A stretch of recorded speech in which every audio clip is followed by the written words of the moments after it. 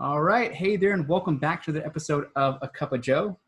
My name is Joe Escobedo, and with me on today's show is Joey Chan.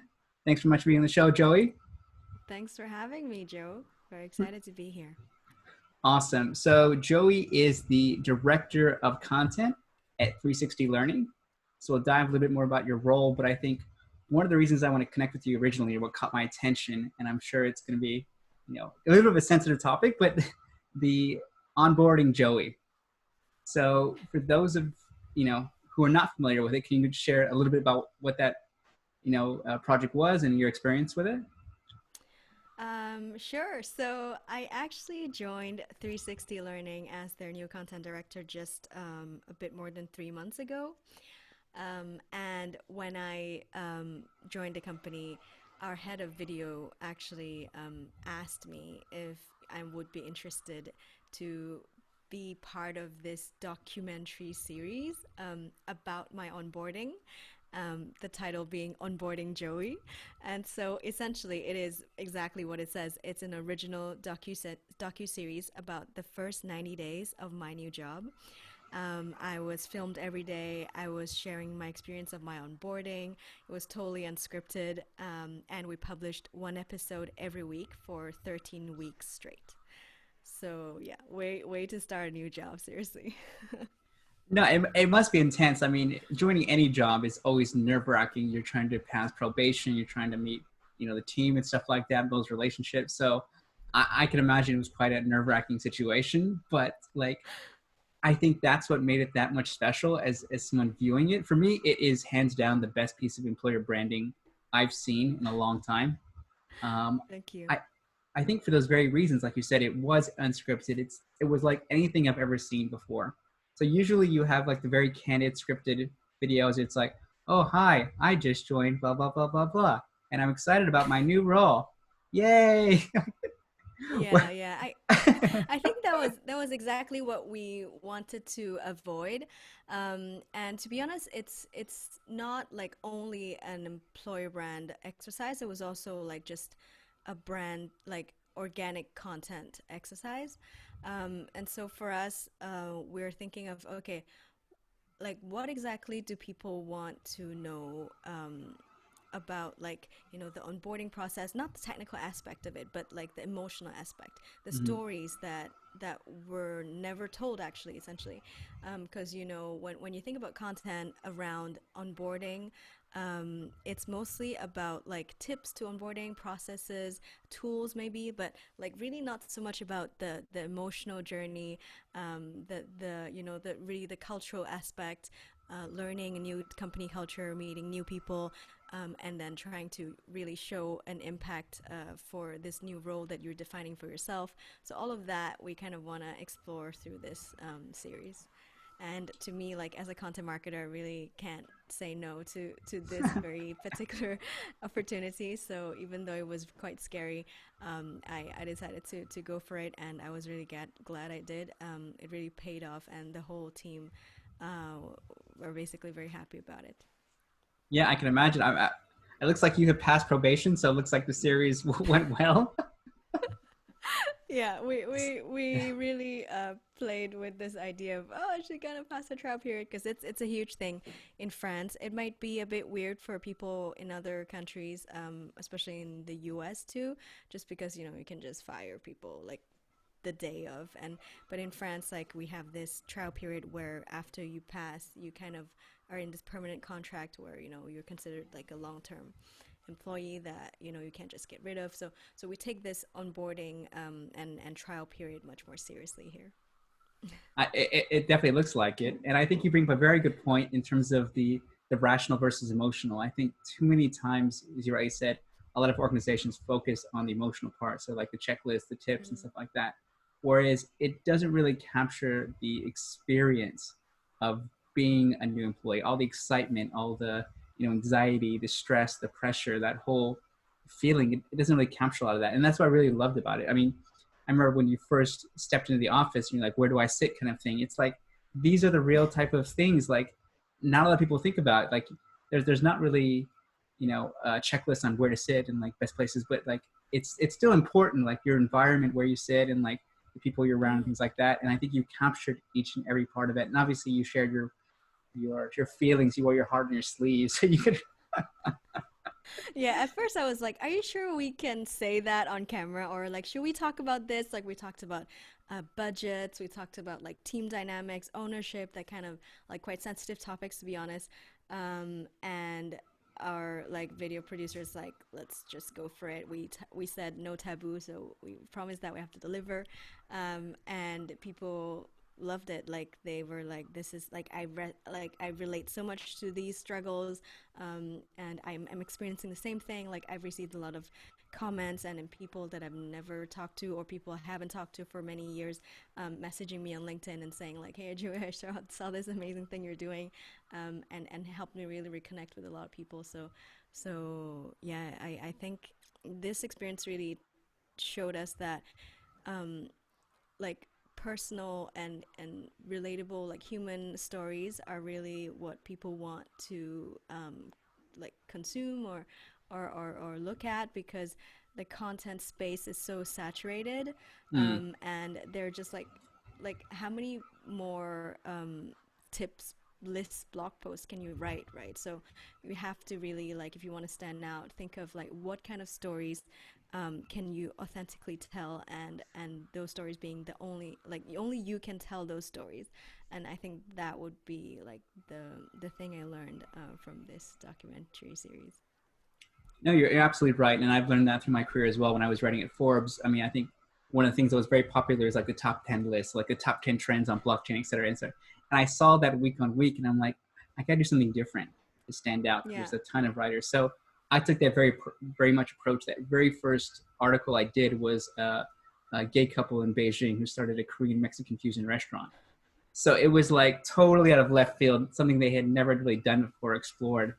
And it goes back to what you're saying, like just focusing on people's stories, kind of their struggles and things like that. And people still read it to this day. It's been a few years, and they say, "Oh, I connected with this person because of so and so." And That's awesome. I'm interested to read that too.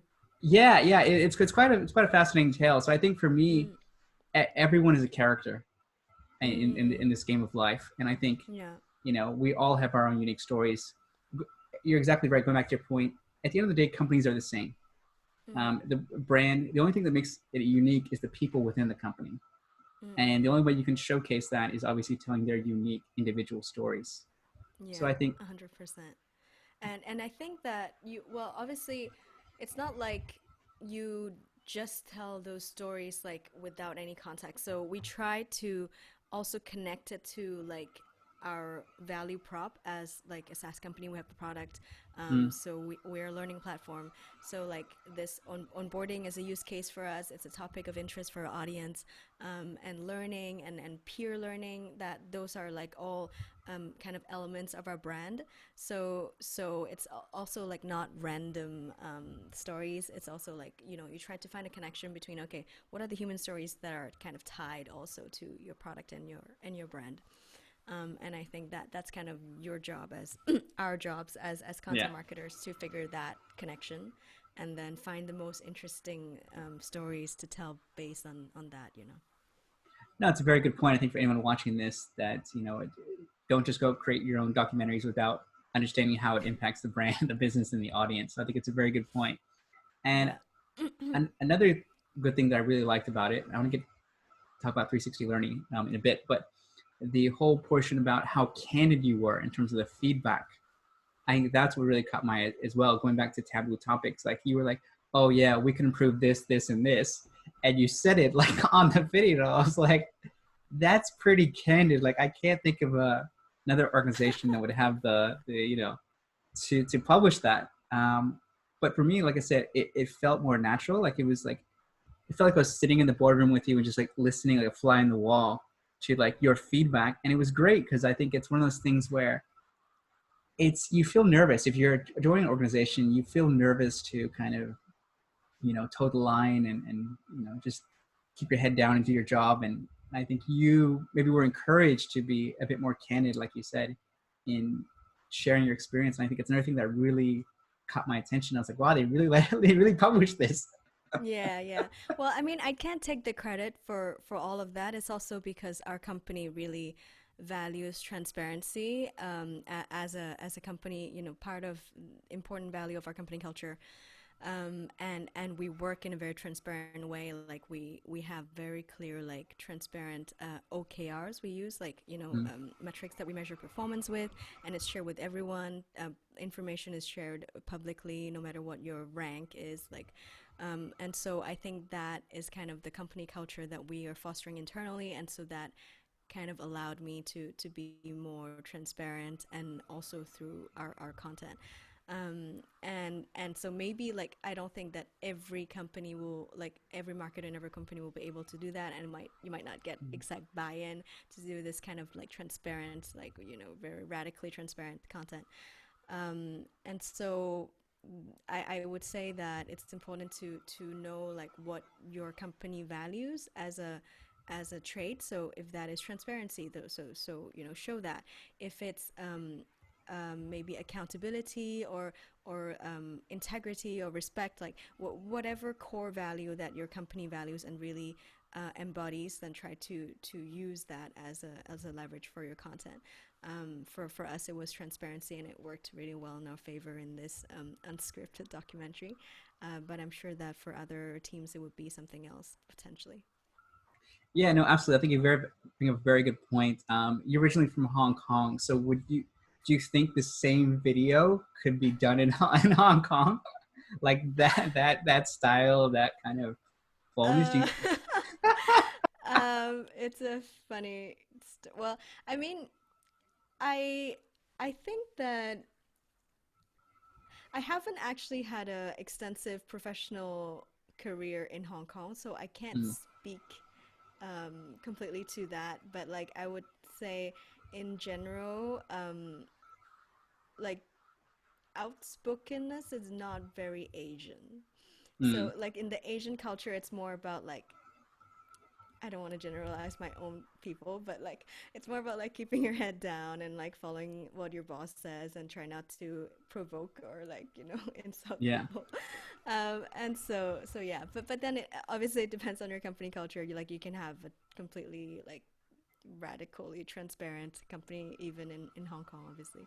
So yeah, And it's a funny. very no, it'd be interesting, like I said, because I'm based in Singapore, like the Asian version of this, and maybe it's identical, maybe it's kind of a different version for the local culture. Yeah, But for sure. it'd be interesting to see, how people can apply some of the things. Maybe not as drastic as kind of that, because I think that went full Mm, on, which I think is totally commendable. Like I always recommend, organizations taking like baby steps. Like, what are some of the key things they can pull yes. out from that? Whether it's the style or even the tone, or even like you said, just picking out pieces Exactly. from what you did. I think that's Mm-mm. a good place to start.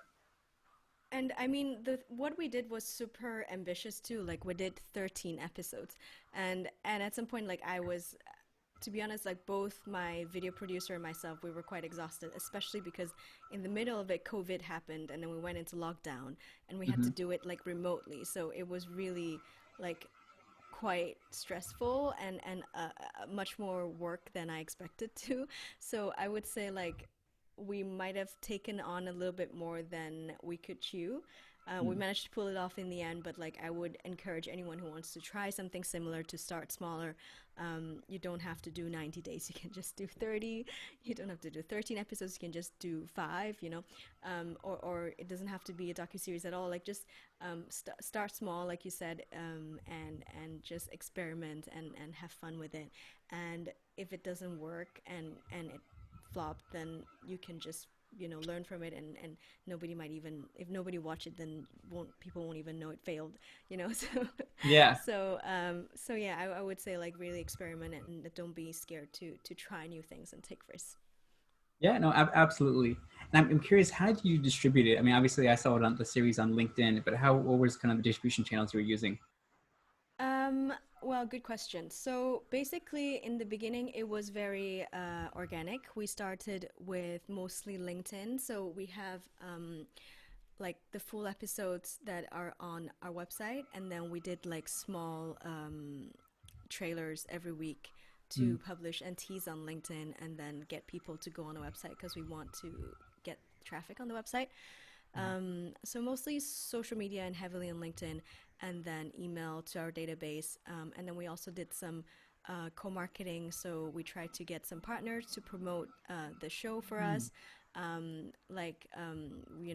We mentioned some of the tools that we use in the company. So it was kind of like, highlights Ah. featuring that tool. And then we tried to say like, hey, we mentioned this. Would you share it with your audience? And just companies that are interested in the onboarding topic, HR tech companies or sometimes productivity companies as well. And then we also launched on Product Hunt. Mm. So we said, it's the first B2B reality TV. We launched it as like a new concept, and we actually got featured in the newsletter, not as the top 5 product, which is usually how you get featured, but Yeah. as like a called out by the editor and be like, hey, we saw this really cool um, reality TV from a B2B company. So that was kind of a highlight of our show. No, it's awesome, and I love the whole two things I like. I love the teasers that you guys did. Like it felt like it was a theatrical release. Like you got excited, like what's gonna happen next, and you guys played it up a little bit with the Yeah. tension. Like am I gonna get fired? Am I gonna have probation? Like it was like, oh my gosh, Yeah. what's gonna happen to Joey? Our video producer is really good at teasing like drama and, and making sure that he highlights the most like you know tension filled moment for of the episode. To be honest, like sometimes it's a bit less dramatic in real life than what we portray, but in the end it's a show, so you have to show people what's interesting. And you condense also a whole week into 5 minutes, so obviously it's just the highlights Makes sense. and Yeah. interesting points. But yeah, we also learned like through creating trailers, like we adapted the format. Also in the beginning, it was just like a snippet of the episode, and then towards the end, our video producer added like on LinkedIn you can add the like make square videos, and you can add like bars to kind of write a little something. So we Yeah. added like to explain, okay, this is actually a docu series, a 13-week docu series, onboarding Joey, and so it's not just like out of context a video, because people Yeah. like to just scroll through the feed and they might not have context, might not read what you say, and Yeah. and so we also learned throughout these. Every week we changed something based on what we learned and adapted. No, I think those are really, really good tactical tips for anyone watching. Another one that I really wanted to highlight was the fact that you leverage partners. I think Mm. that's incredibly smart. And if you think about it from even mentioning, reaching out to people, you mentioned the tools. I mean, that's the same way like you would do like a Hollywood film, like Transformers, teams up with Chevrolet. Then they, obviously they feature them, and then they do leverage. So I think that's brilliant. Like I said, I haven't Yeah. seen that done before, and it makes perfect sense. Like if you're naturally it comes up in a conversation. It's like you're like, Yeah. oh, check out this new tool I've been using on my phone. Like it's amazing. Wow. Like It's like what YouTubers do, yeah, right? Like exactly. And like a product feature. exactly. Oh, now I'll take a break from my sponsor, and it's like it didn't feel like that at all. Like I didn't even notice. So I think that's a brilliant Yeah. way of subtly sneaking it in. Yeah, well, I Um, mean, we did it after, so it's not like we think, okay, we have to work with these partners, so we film mm, us using it. It's more like, okay, once we, because to be honest, when we did it, we were very focused on the producing of it. Like both myself and our video producer are more content creators, and then as it started to gain momentum, our team started asking, okay, how do we get more eyeballs on this? Because it's so great, people love it, and we need to spread it to as many people as possible. And then we start to incorporate more of the usual like distribution ideas into the show. And I think like this is exactly like when you write a blog post and you mention people, or you include them in a quote, and then you say like, hey, I mentioned you, do you want to share this? It's exactly mm, the same idea. And co-marketing really, like, for me, it's one of the most under leveraged marketing channels, because like everybody thinks about building an audience for themselves, but not so much borrowing other people's audiences. And that's what like co-marketing and partners do for you. Like basically you don't have to build one from scratch. You can just reach the email database of your partner if they agree to feature your link or your piece of content. So I really think that that should be leveraged more. Yeah, no, I'm with you 110%. I think it's a great tactic for especially startups and companies that are just starting out that, like I Yeah. say, it takes time to build that audience. So Mm, kind of a shortcut or a fast way is to, team up with other organizations who have the exactly. same shared audience. The only caveat that someone asked me recently is buying database. So buying email list, Yeah. which I'm always like advise against, but like Mm, if you're doing it in a way where it's like, hey, we featured, they mentioned us, we're going to feature them in our newsletter. I think that makes perfect sense. yeah, Um, 100%. Buying is definitely not the way to go in a completely different direction. yeah, yeah, no, Mm, absolutely. Another thing I want to get your thoughts on is this whole concept of collaborative learning. So you guys kind of hmm. specialize in that. What is collaborative learning? What does that even mean? Good question. So I would say we have to understand collaborative learning. I mean, kind of in an opposition to traditional corporate learning. And so like basically traditionally corporate learning is usually quite top down, so like exec or C level or like head of learnings decide like what the company needs in terms of skills development, and Mm-hmm. then they ship out like programs and training for the company, and then employees take those training. And collaborative learning kind of flips it upside down and say like actually um, the guys on top don't really know what people need, like they would know themselves best, so they should be the one declaring what they need to learn, and then also like learn from each other, because there are a lot of like on the job skills that actually people that are like hands on would know better than like people who are in HR or L&D can like basically train them to do. So collaborative learning is really like people declaring their own learning needs, and then also um, saying that I have this expertise, I can teach who on this thing, and then sharing that expertise through peer learning, so then companies can close those knowledge gaps faster and drive growth. And so that is kind of the concept of collaborative learning, and the tool aspect of it is we have a collaborative learning platform, which is kind of like an alternative to traditional LMS, like learning management systems, which are as I said quite top down and also difficult to manage. As you scale, like usually like L&D teams are quite small.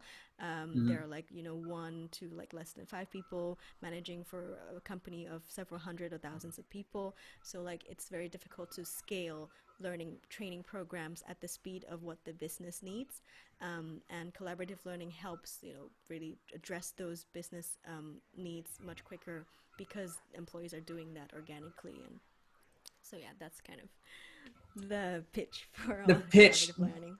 No, I think it makes perfect sense, and I want to find out more about peer-to-peer learning, how that works out. But I think before Mm-hmm. that, I've interviewed with a lot of HR leaders and things like that, and one of the top things that keeps coming up in terms of their challenges is I don't know what topics I should be doing or I should be Yeah. training my team on, and it makes perfect Mm. sense. Like they can't be experts on everything. If you look at just digital marketing, just as a siloed space, I mean, it changes every day. There's no way someone in HR can be able to keep up and say, they need to do Exactly. X, Y, Z.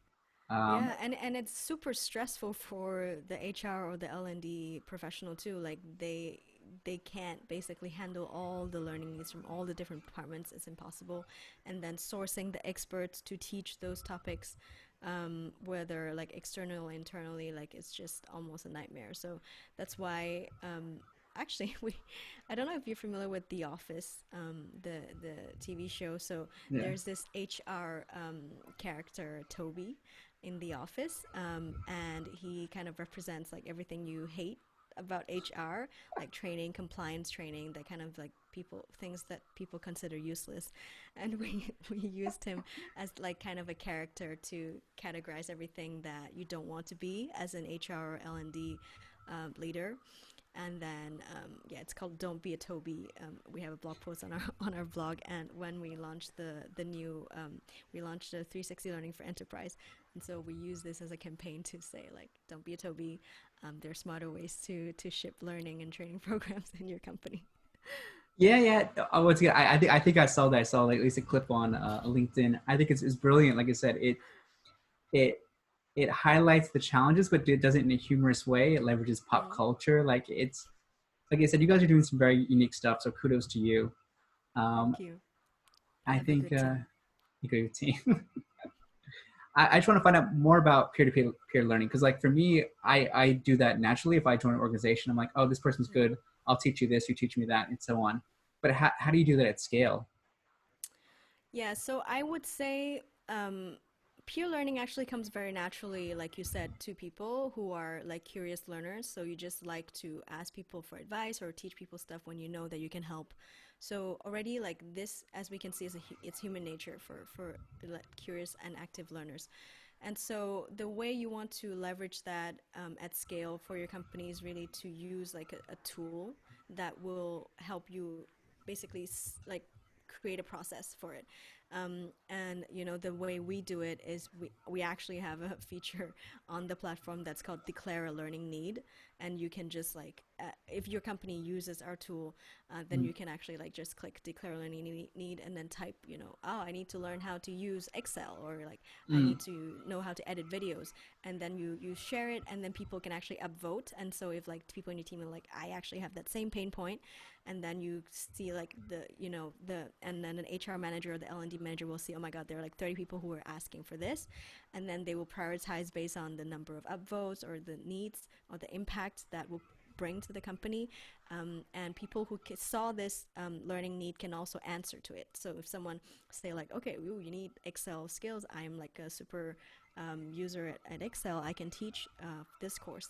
And so they can answer to it and be like, I want to be a course champion. And then they will create the course. And it's super easy to create a course also, because usually LMS requires like instructional designers and using SCORM. I don't know if you're familiar with that at all, but it takes some technical or design skills sometimes. And we try to make it easy, so it's almost like a WordPress, like submitting a blog post. You can import stuff mm. easily, just to really make that course creation process much more democratic and accessible. So then, like this knowledge sharing process becomes much easier. And that's kind of how we do it at scale on a company level, peer learning. I think it makes perfect sense. So it's a similar type of concept. Like you attend an event, and usually they have like an app, and you can vote for like your question, and you can upvote, and like the most popular one would get asked to like, the speaker. I've experienced Yeah, that quite a yeah, lot. a little bit like that. Yeah, yeah. Yeah. and So and we think that that's the best way also to prioritize, like if the HR person is saying like, I don't know what I should prioritize in terms of training program, then people actually can tell you. And like, you know, and the best way to make sure that people are engaged and taking your courses is that they asked for it, you know. mm, So yeah. I think it's brilliant. You've already sold me. I'm definitely going to share it with other HR and L&D folks who think it sounds like a very cool tool Thank you. and a very practical one as well. Yeah, I, we're still learning, so but we hope that we would be leading that change to make learning more of a centerpiece rather than a, oh, I have to do this kind of thing in companies.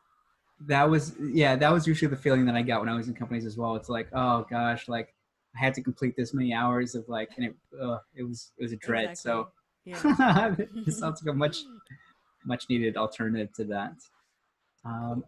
this is like I said, this has been great. I've learned quite a lot myself in terms of what you've been doing. I appreciate you giving me an insight in terms of onboarding Joey and more about collaborative learning. Um, It's a pleasure, Joe. my final question is, how can people get in touch with you, or how can they learn more about what you do? I would say I'm most active on LinkedIn. So they can connect with me on LinkedIn. I'm Joey Chan with the dot after CHAN, at 360 Learning. And they can also check out our blog, 360learning.com/blog. I am investing most of my time and energy on it in the coming quarters. So it will be great to see you guys there. Awesome. I'm going to check it out after this. So thank you so much, Joey. Really, really appreciate you sharing your Thank you, insights. Joe. Yeah, Absolutely. it was And, great having this conversation with you. So, having this cup of Joe with you. yeah, absolutely. Thank you so much, Joey. And if you found the session helpful, please feel free to share it with anyone in the HR, L&D, leadership space. I think they'd find a lot of value out of this. Otherwise, thank you so much, and we'll see you next time. Take care. Bye bye. Bye.